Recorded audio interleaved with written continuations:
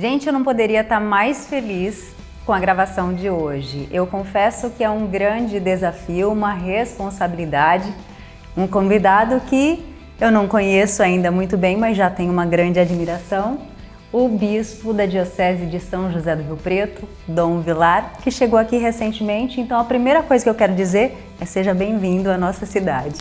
Muito obrigado, Melissa. É alegria minha estar aqui e poder partilhar com você este abre aspas, né, da minha vida e daquilo que vocês acharem oportuno partilhar. Dom Vilar já foi bispo em outras dioceses, já tem aí uma larga experiência, mas eu queria que falasse um pouquinho pra gente. Chegar numa diocese nova é sempre um desafio, porque as realidades são diferentes. Como é que é? De fato, chegar numa diocese nova é sempre um recomeçar, não é? Conhecer pessoas, paróquias 71, pastorais, novas comunidades, movimentos, serviços e tantas iniciativas que esta diocese tem. Então é um momento de aterrissar, né? De ir aos poucos conhecendo, me integrando nesta nova realidade com toda certeza. E qual a primeira impressão que o senhor teve aqui da Diocese de Rio Preto? Que é uma diocese grande, né? Já pela cidade, eu estive em Cáceres, Mato Grosso, a sede era cerca de 100 mil habitantes. Numa diocese de 26 municípios, com cidades pequenas espalhadas em 750 quilômetros por extensão. E ali em São João da Boa Vista, 18 cidades, a maior Mogi Guaçu com 170 mil e a sede 100 mil. E cidades pequenas também. Aqui nós vemos de partida São José do Rio Preto impressiona, é uma metrópole, né? Toda a região aqui a tem como referência. Então para mim esta é a novidade que impressiona e que exige uma adaptação, algo diferente para eu poder me acostumar também. E nesse processo ainda de adaptação, lidar com a situação de que Rio Preto pode virar arquidiocese, aí é mais uma adaptação, como é que fica? Se é algo, como dizem, que já está preparado, a diocese já está organizada para ser arquidiocese. Já tem aqui a cidade sede como referência, né? E para as outras dioceses que serão sufragâneas, né? Dependentes um pouco desta, então nós temos aqui um centro de estudos para a formação dos sacerdotes, né? Nós temos um tribunal eclesiástico que serve a região que seria a futura província da arquidiocese. Então, desde que foi criada Votuporanga, já seria possível ter criada a arquidiocese. Não foi, e agora com a minha mudança não dá para a gente já fazer tudo num pacote só. Então, esperar o momento adequado, né? Envolvendo a arquidiocese de Ribeirão Preto, que tem ainda Rio Preto, né, como sufragâneo, esperando a Nunciatura Apostólica, junto com a Santa Sé, procurar encaminhar o processo e determinar tudo isso. O senhor falou que é uma adaptação para o senhor, mas é uma adaptação também para a comunidade, né? Muda o jeitão de quem está cuidando de todo mundo. Exato, é. Cada um é cada um, não é? A gente vê Pedro, Paulo, mesmo Pedro como apóstolo, né? Depois vem os que o sucedem. Então, também cada diocese, desde Dom Lafayette, José de Aquino, Dom Orani, né? Dom Paulo, Dom Tomé, eu entro nessa história, assumo-a como minha e aprendendo também daqueles que me antecederam e daquilo que é próprio da minha experiência de vida, dar o que é possível dar, né, nesse momento. Antes de perguntar sobre as características aí de como o senhor administra, gerencia, toca tudo isso, vamos voltar um pouquinho na história. A família do senhor já era uma família bastante católica? Conta um pouquinho pra gente. Sim, nascido em Minas, no distrito de Guardinha, pertencente ao município de São Sebastião do Paraíso, a minha família já era muito religiosa, porque o meu avô era responsável da igreja e vinha o padre quando vinha, né? Então, mas ele era o sacristudo, sabia cuidar de tudo, e as minhas tias cuidavam das rezas, junto com as outras pessoas que colaboravam. A partir daí, minha família logo se mudou, eu sou de 7 meses, foi para Batatais, tinha hospital, tinha cuidados adequados, né? Inspirava a minha situação, né? Muita atenção. Os pais do senhor mudaram de cidade por conta da saúde do senhor? Naquela época, por vários motivos, né? Porque também o local era difícil, eu já tinha perdido 3 em gestação, e eles sempre pensavam em sair daquele ambiente, né? Muito carente, muito difícil, e eles se viravam com a vida, mas e onde foram, já trabalhando regularmente, já tendo um trabalho. Minha mãe, ela fazia de tudo, era costureira, fazia doces, ela se virou sempre com tudo. Então, em Batatais, escola, hospital, igreja e tudo que tinha foi um grande crescimento. Eu fui coroinha da Cruzada Eucarística, escola vocacional, e aos 11 anos eu entrei no seminário nesse ambiente muito religioso, não só da minha família, mas de toda a realidade de igreja que havia ali em Batatais também, né? Além de Minas, de onde eu vim. O senhor já contou que precisou aí de cuidados médicos, mas era um cuidado realmente intensivo. O senhor corria risco ali de vida e teve a situação que a mãe do senhor consagrou o senhor a Nossa Senhora. Conta pra gente. Exato, é uma situação que recordo sempre para a gente pensar na missão, né, no que Deus quer da gente. Porque minha mãe, quando me viu assim, parecia um ratinho branco, né? Eu ia falar, Deus. O senhor parece mais gaúcho que mineiro. Mais minha Nossa Senhora cuida dele para mim, ele é seu. E ela dizia que aquilo lá era uma experiência que ela fez e deu uma luz, uma força para ela, que ela se recuperou e olhou para mim e eu também fiquei corado, né? Ela me contou isso só depois que eu me tornei padre, porque ela nunca me influenciou em minha vocação. Mas eu fui entendendo, né, quanto a presença de Nossa Senhora esteve sempre na minha vida. Na minha família se rezava o terço todo dia. Ia na igreja também. Meu pai rezava direto também. E a minha mãe, uma senhora muito participativa da igreja, muito ativa, Legião de Maria, meu pai apostolado, né? Então, era uma experiência muito rica. Com 11 anos, eu entrei no seminário e também veio uma nova realidade de fraqueza de saúde, que eu peguei um reumatismo infeccioso, artrite reumatoide, fiquei 1 ano na cama. Era para os salesianos me mandarem embora, mas não sei o que eles viam que me deixaram, entendeu? Depois, o médico dizia, olha, você vai ficar aleijado, está em fase de crescimento, isso não tem cura, e foi falando, eu ouvindo. Tomava aquela injeção Benzetacil 1.200.000, 2 por dia. Aí novos exames de sangue, vendo os glóbulos brancos, né, glóbulos vermelhos, até que diminuindo 1 por dia, 3 por semana, 1 por semana, até parar. Depois de 1 ano eu estava jogando futebol de novo, né? Praticando os esportes e não parei mais, né? Não tinha como não enxergar os milagres, né? Exato. É Deus, quando escolhe, né? A gente vai observando, vai confirmando na realidade da gente, né? E segue o caminho.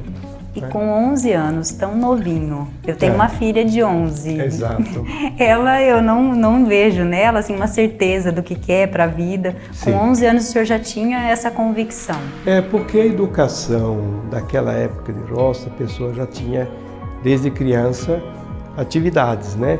Eu, antes, já tinha muita atitude, meus irmãos todos. A gente fazia muitos serviços, como vender banana, as milhares de bananas que chegavam toda semana.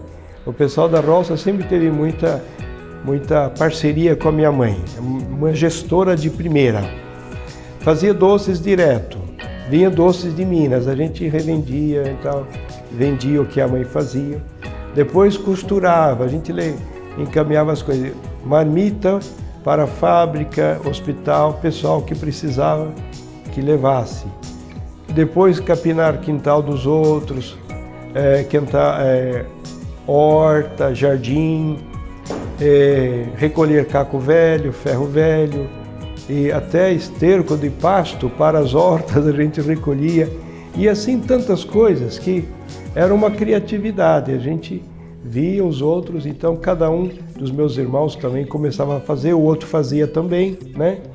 Então tudo ajudava na sustentação da família, que ao invés de ser uma pobre miserável, se sustentava bem, né? Sempre se virava com a vida e todos nós aprendemos a ter iniciativa, a fazer opção.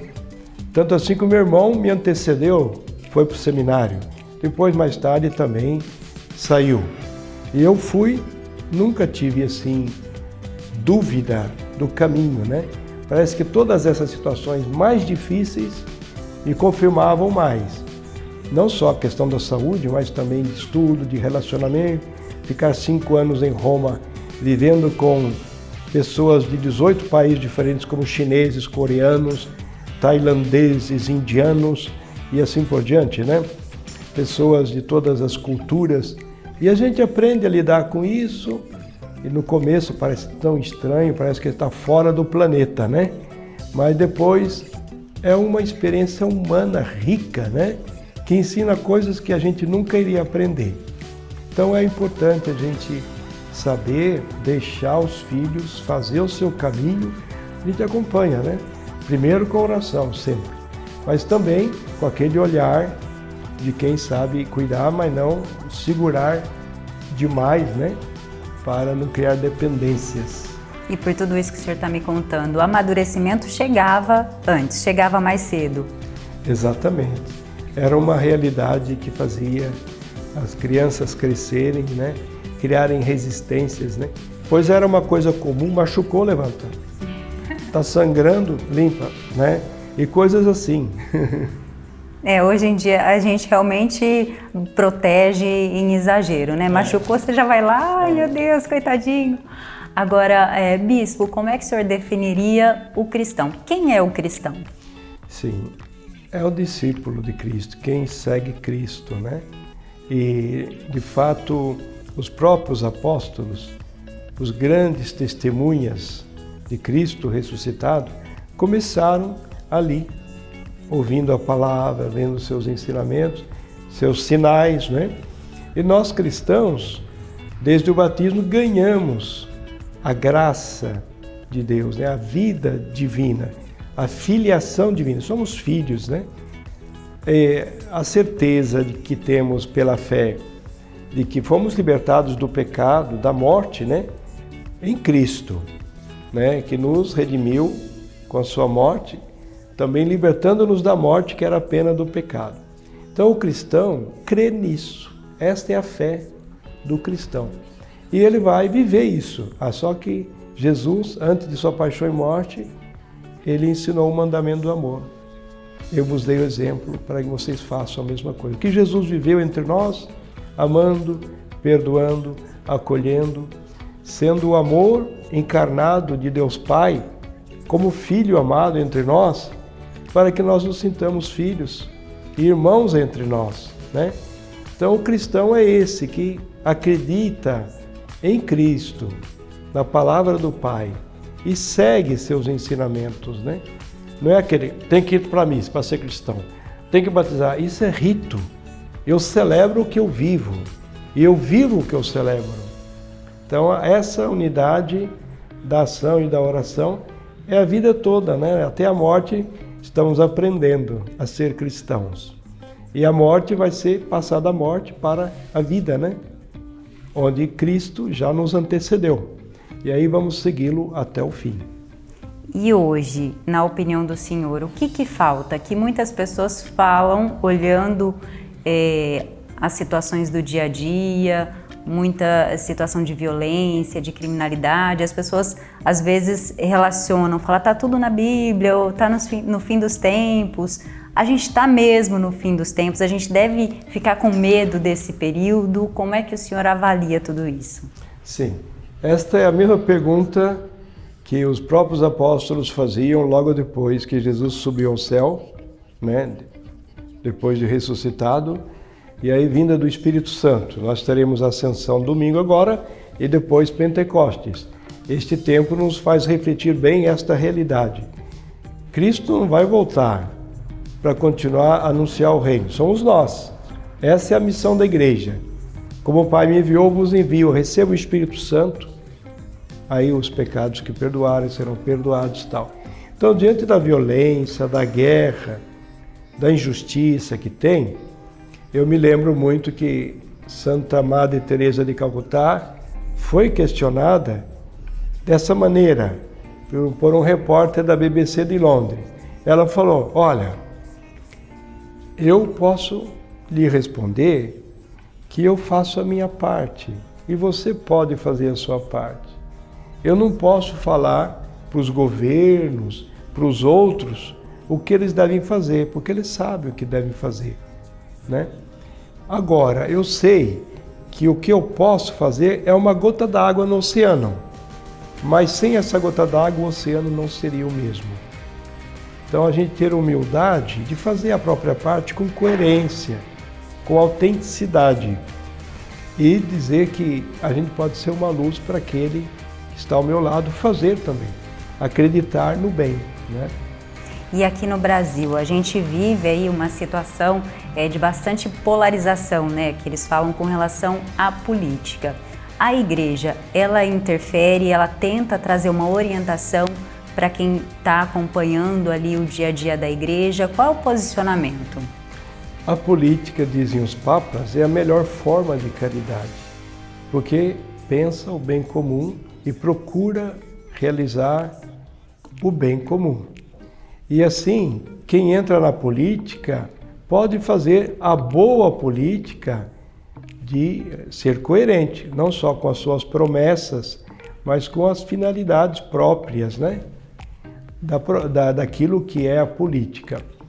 Então, a igreja, ela já é uma luz para iluminar o que é prioritário, né?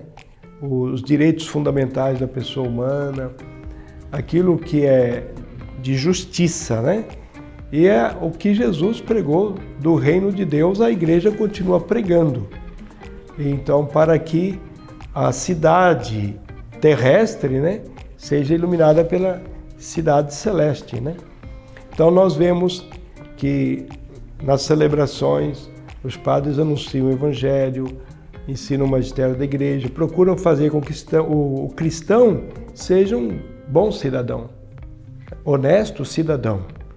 Um bom cristão, ele vai, com certeza, fazer a diferença onde ele está. Se ele está na educação, se ele está na economia, se ele está na política, na saúde, onde quer que seja, na comunicação, ele vai ser um instrumento de paz, de união, né? Ele vai suscitar solidariedade, vai levar uma corresponsabilidade naquilo que são os projetos humanos, em todas as instâncias.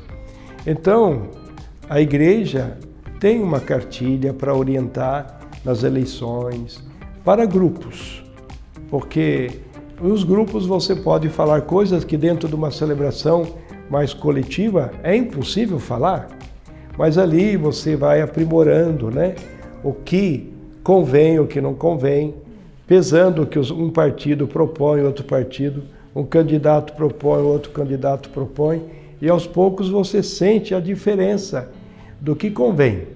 Por exemplo, não adianta dizer que um é de Deus e que o outro é do diabo. Você tem que pensar que todos nós temos as duas coisas dentro de nós e temos que escolher até a morte. Agora, isso temos que responder para Deus. né? Sempre. E aí você pode dizer, não vai encontrar um que seja perfeito e que o outro só tenha defeitos. Só defeito. Não, não existe isso, né? Senão não estaria nessa condição. Mas você tem que escolher entre o que é bom e um pouco melhor, pelo menos, né? Se é pior e o menos pior, aí fica chato. Mas às vezes parece que a situação está a escolher entre que o menos pior, né? Fazer o quê? Mas tem que tomar uma decisão. Diga, não vou votar. Isso é uma má política, porque você vai aceitar aquilo que os outros decidirem. Você não teve participação. Aí não pode nem reclamar. Não pode reclamar. Somos um corpo, né? E seja pelo bem, pelo mal, temos que assumir juntos. Você, quando tem o seu organismo uma ferida, você não vai pensar o braço se vire. Não, né? Todos nós vamos assumir para que o braço esteja bem, o corpo todo estará bem. Temos que nos sentir na humanidade toda que somos um. Uma pena ter guerra na Rússia, todos nós sentimos. O Papa gostaria de estar lá com a bandeira da paz em mãos, né? Procurando estar no meio do conflito. Por quê? Ser um instrumento de paz. Como nós gostaríamos de, mas o que representa eu estar do que o Papa estar, né? Nessa condição. Então, o fato também entre nós, cada um tem a sua função. A igreja sabe que o Estado é laico, tem a sua autonomia própria, a igreja não interfere em nada, ela tem a sua missão profética, né? E o Estado também tem que respeitar o caminho da igreja, né? Das opções religiosas de cada um. Então essa maneira de dialogar é uma aprendizagem, né? Para quem tem humildade, procura dar a sua contribuição sem impor, mas também ser motivador, levar a consciência, educar e levar as decisões de cada um, contribuindo com o bem comum. E por conta dessas demandas aí tão diversas que existem na atualidade, é mais difícil ser padre hoje do que antigamente? Olha, cada tempo tem os seus próprios desafios. Eu vivi, por exemplo, no seminário desde os 11 anos e eram realidades que para mim na época eram desafiadoras, né? Pós-Concílio Vaticano II, todas as adaptações, liturgia, catequese, as realidades pastorais, os desafios da sociedade, ditadura militar e tantas coisas que a gente viveu. Depois, como padre, a gente vindo de Roma, 5 anos lá estudando, olhando uma realidade de mundo e tendo que assumir como formador novos desafios. Então a gente, como bispo, há 14 anos, eu vivi uma realidade do Mato Grosso. E que realidade? Povos indígenas, quilombolas, ribeirinhos, sem terra, migrantes de todo o país, com tantas coisas que se começasse a puxar aqui, ia passar o dia todo falando. Depois, São João da Boa Vista, uma nova realidade, 5 santos a caminho dos altares, uma diocese que tem proporcionalmente o maior número de padres do Brasil, ajudando 30 dioceses, seminaristas em grande número, leigos consagrados, 16 novas comunidades, uma diocese riquíssima, né? De dons e talentos, embora pequena em número. E aqui estou conhecendo o que vocês já conhecem, né? É um desafio. A realidade da pandemia é um outro grande desafio. A realidade das polaridades, ou vamos dizer assim, os extremismos, né? Que nós vemos não só na política, mas em visão das redes sociais, que parece que favorecem mais ainda cada um se expressar e acirrar suas posições. Então, são desafios novos e que nós não tínhamos antes as redes sociais, hoje temos. E também ver que esse mundo, né, de acesso fácil da informação, você tem tudo que está na Rússia, Ucrânia, e também depois você vê a realidade da China, do Oriente Médio, da África, quantos polos de conflitos e guerras deste momento, né? Então é um mundo complexo, mas É nele que nós vivemos, é o mundo de Deus, né? No qual nós podemos crescer, aprender dessas realidades. E é muito importante a gente confiar na pessoa humana, nunca desistir de ninguém, por pior que pareça, né? A gente se inspira em São João Bosco, que por pior que seja um jovem, há sempre um ponto acessível ao bem, por onde você pode pegar e caminhar junto, né? E assim, a gente acredita nisso, né? Que onde eu estou é a minha família, a minha casa. E com eles que eu caminho. E a experiência do jovem é sempre desafiadora. Que a gente tem que fazê-lo protagonista, não pode ficar na cola dos pais, debaixo da rabo da saia da mãe, né? Mas poder fazer o seu caminho e viver no mundo em que estamos, não querendo sobrecarregar demais, dizendo que é um mundo que é difícil, porque foi na minha vez que aconteceu tudo isso, com vitimismo. Isso não leva a nada. Esse é o mundo no qual estamos e no qual nós podemos crescer muito e tanto aprender dele. E qual é o conselho que o senhor dá para a gente superar os desafios? Exato, a gente que crê, percebe, eu desde jovem escolhi feliz quem ouve a palavra de Deus e a vive cada dia. Eu me alimento da palavra de Deus, porque seria totalmente confuso e perdido se eu não tivesse essa luz, né? E é ali que eu percebo como é o pão de cada dia, né? Que me sustenta para eu viver cada pessoa, cada situação com amor, né? Com paz, com alegria, né? Eu sei que Jesus não nos enganou quando quem quiser me seguir, tome a sua cruz e me siga. Mas ele disse também, vinde a mim, vós que estáis cansados, fatigados, sob o peso dos vossos fardos, e eu vos aliviarei. Tomai sobre vós o meu jugo e aprendei de mim, que sou manso e humilde de coração, e encontrareis descanso para as vossas almas. Meu fardo é suave, o meu peso é leve. Então a gente sempre fala, Jesus, manso e humilde de coração, fazei o meu coração semelhante ao vosso, né? É no coração de Jesus que a gente encontra descanso. Mas ele carregou o peso maior. E nele a gente entende como carregar o nosso pezinho, né? Sem estresse, né? Sem confusão, mas com amor. Eu me lembro da menina que estava carregando o seu irmãozinho, já estava grandinho. É muito pesado para você, menina. Cuidado. Não, não é pesado. Ele é meu irmão. E a gente percebe, né? Quando tem o amor, não pesa, né? Eis a questão. É o que pode nos inspirar, né?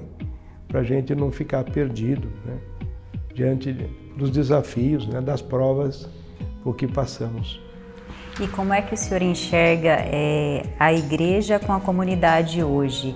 Ela está realmente mais próxima da comunidade? Porque antigamente a impressão é que era algo distante, né? Que a gente só acatava o que vinha. Hoje parece que é algo mais próximo.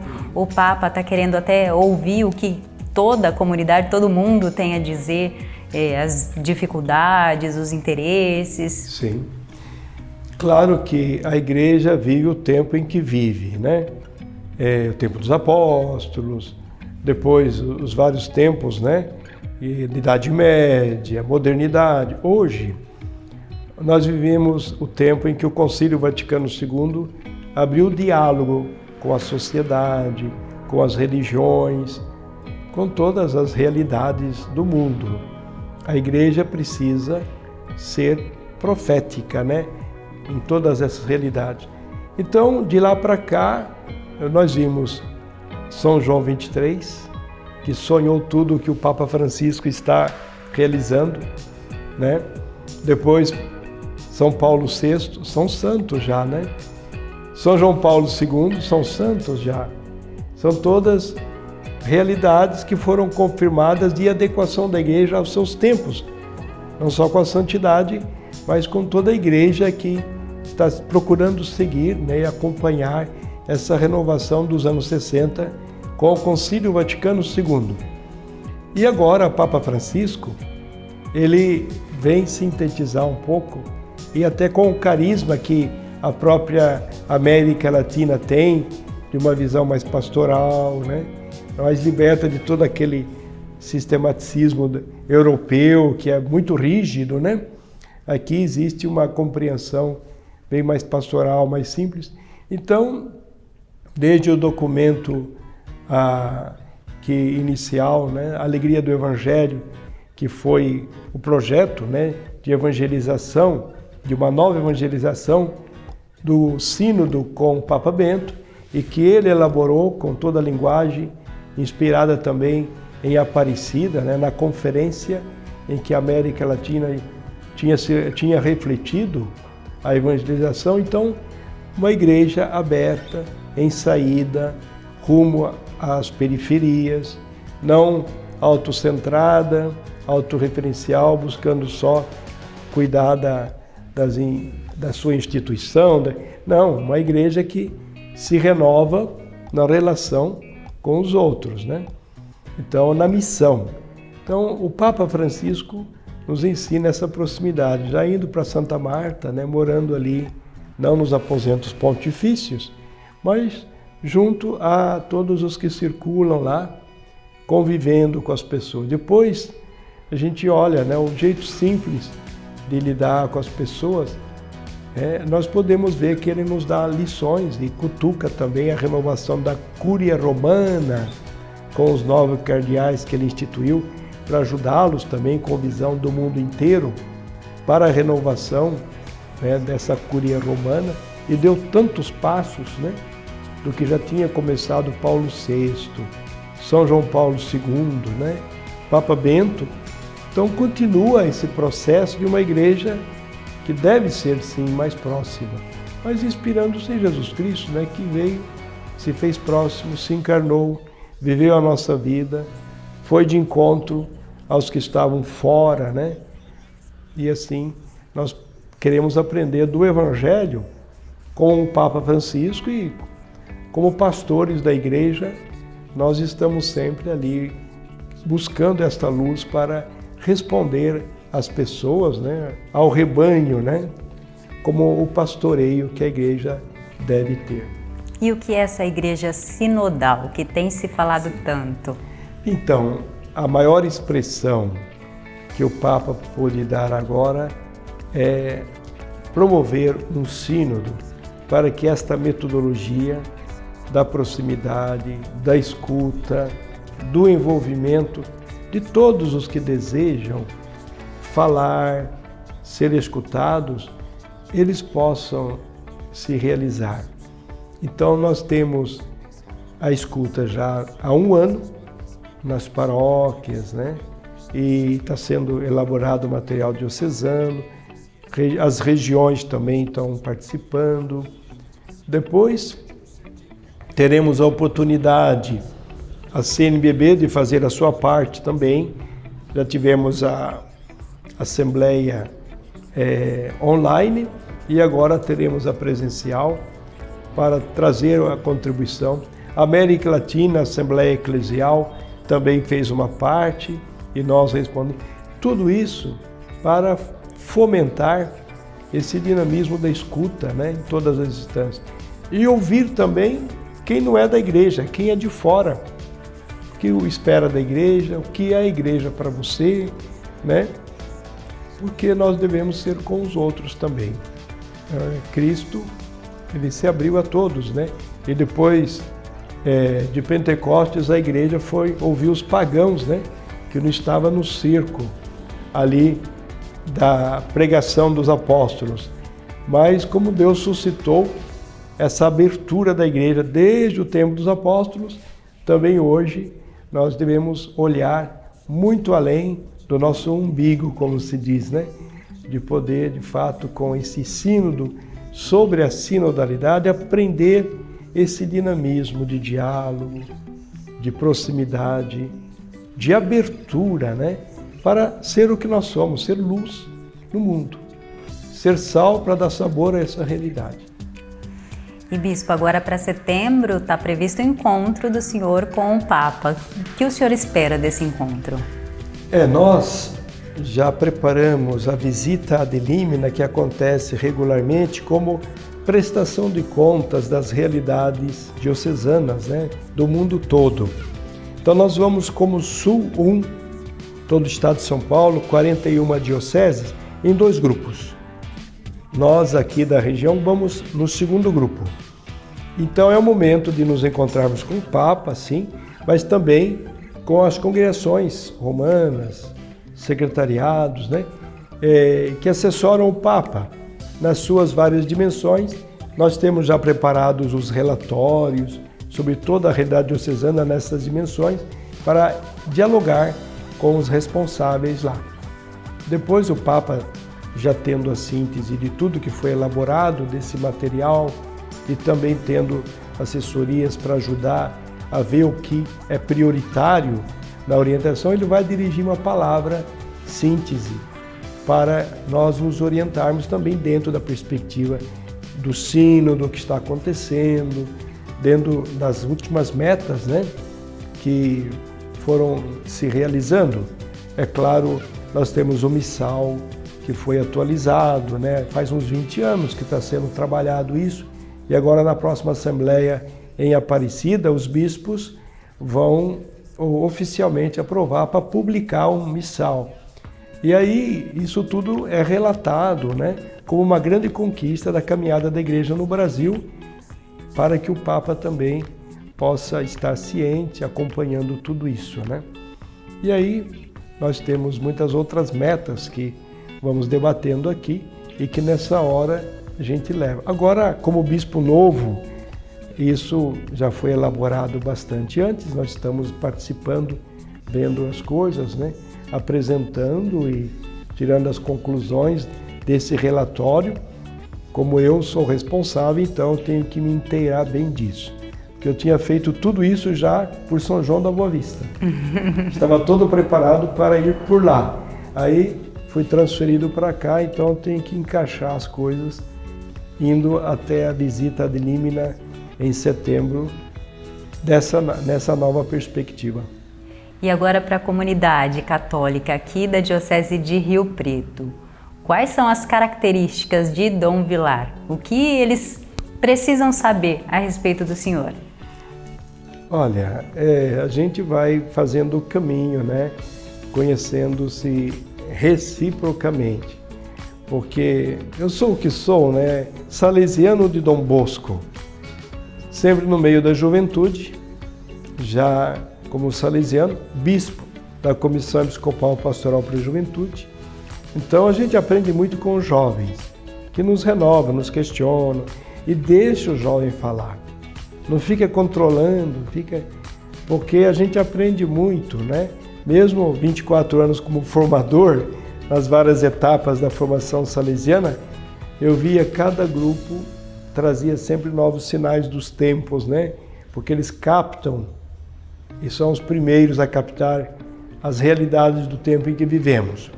Então é bom a gente estar dialogando com o jovem, porque mesmo que a gente não consiga acompanhá-los no seu ritmo, ao menos eles dão uma renovação. E a gente não pode ficar só controlando, mas orientando. Eles precisam de acompanhamento. Eles querem se sentir seguros quando estamos ali para ouvi-los, né? Se precisa até de algum questionamento, colocar com toda a liberdade, mas ser um companheiro de viagem e ao mesmo tempo quem é a referência de igreja para eles, né?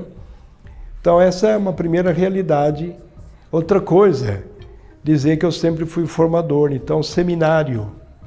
Eu gosto de acompanhar seminaristas, conhecer cada um, porque são os filhos mais novos, né? Que merecem uma atenção maior. Toda família presbiteral precisa ser uma. As várias gerações precisam dialogar. A gente vai formando aí uma comissão de formação diocesana, um conselho de formação, com todas as etapas, as dimensões reunidas, para a gente falar a mesma linguagem. Porque eu costumo dizer, pai e mãe, se não fala a mesma linguagem, basta um filho para manipular os dois e ser o ditador dos dois. Aí ninguém aguenta, né? Então isso acontece em todas as instâncias da sociedade e da igreja. Se nós não falamos a mesma linguagem, a mídia vai dominar, vai pegar onde interessa, né? E outra coisa, mesmo nos grupos pastorais, nós precisamos caminhar na unidade. Então, falando a mesma linguagem é fruto de amor, né? De entendimento, de planejamento, de revisão, mas é de planejamento, de olhar futuro para dar passos juntos, né? Então, esta realidade da formação. E os presbíteros, né? O cuidado daqueles que cuidam, os padres, né? Dizer assim que são filhos da gente, como bispo, a responsabilidade de cuidar dos novos, dos que já estão caminhando há mais tempo e dos anciãos, sobretudo aqueles que exigem maiores cuidados. Então, cuidando destas realidades, eu vejo que a formação dos leigos, de catequistas, de ministros, nós temos os diáconos permanentes, né? Então são coisas que fica mais fácil a gente acompanhar, porque tendo os referenciais, aqueles que nos ajudam já em cada setor, a gente supervisiona. A palavra bispo, episcopo, quer dizer episcopê, supervisor. Então eu tenho que fazer essa função de bispo para supervisionar aquelas dimensões principais, sim, acompanhá-las, e todas as outras com aqueles que têm coordenações, assessorias, que ajudam nessas funções. E antes de pedir aqui o abre aspas, eu vou aproveitar o conhecimento do Dom Vilar para uma orientação até pessoal, Dom Vilar. Certo. Teve uma situação que eu até dividi na minha rede social, que um amigo querido não acredita em Deus. E eu não sabia dessa realidade dele. E ele veio me falar em uma situação que a gente estava falando até da guerra. Aí ele tentando me convencer de que Deus não existe. E eu não soube como reagir. Eu, enquanto leiga, enquanto despreparada, o que o senhor me aconselha? Olha... Eu fiquei triste na hora e realmente fiquei sem reação. O ser humano precisa ser respeitado na sua maneira de se expressar. É maneira de se expressar, porque a identidade do ser humano é fundamentalmente religiosa. Nós somos um ser não só racional, mas religioso. E é claro que a maneira de falar é uma maneira de questionar as religiões que não correspondem ao que pregam, não é? Então, falar que não acredita em Deus é porque quem fala de Deus não o testemunha, não é sinal claro. E é essa experiência que ele tem, eu respeito. Agora, mesmo nos países muçulmanos, em lugares hindus, nós estamos lá sem precisar falar que é cristão. Mas se você vive o cristão, vejam como eles se amam.